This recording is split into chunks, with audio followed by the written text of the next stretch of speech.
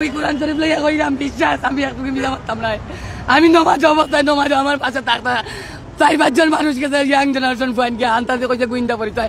আলহামদুলিল্লাহ আজকে আপনারা জানেন যে আরিয়ান আহমদ রাজন তার লইয়াহারি একটা নিউজ পাবলিশ হয়েছে বিভিন্ন বিভিন্ন সংবাদ মাধ্যম, স্পেশালি আমরা দেখছি অনেক নিউজগুলা দেখার পরে মনে হইল যে 3 জন মহিলা 1 জন পুরুষ এরা ইয়াবা টেবা লইয়া ধরো হয়েছে রাজন আহমেদ আরিয়ানের বাসা। কিন্তু এই মহিলা যারা নিউজ করছেন যারা জানেন না, আমরা জানি এই মহিলা হইল রাজনের বোন। 3 জন রাজনের বোন আর ভাই একটা তারে সহ এ প্রতিবেশী।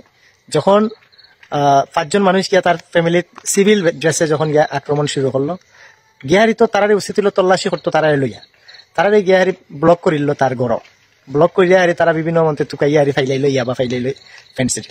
বাট এই জিনিসটা আসলে ঠিক নাই। একটা পরিবারের আত্মসম্মানের বিষয়, একটা পরিবারের মর্যাদার বিষয়, মর্যাদা নষ্ট করা হয়েছে।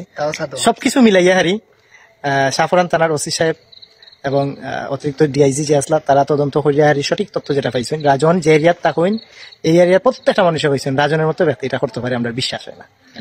বুঝলেন, এলাকাবাসী রাজন যে এরিয়া তাকইন এই এলাকার মানুষ। তাইলে প্রতিবেশী এমন এক জিনিস, প্রতিবেশী জানে যে আমার প্রতিবেশী কোন ধরনের হতে পারে, কোন মানে স্বভাবের হইতে পারে। রাজনরা ইনশাল্লাহ রাজন এবং তার পরিবার এবং লিমন সহ সব নির্দোষ এবং তারা বাইরে আসেন, এখন তার বাসার যাইব।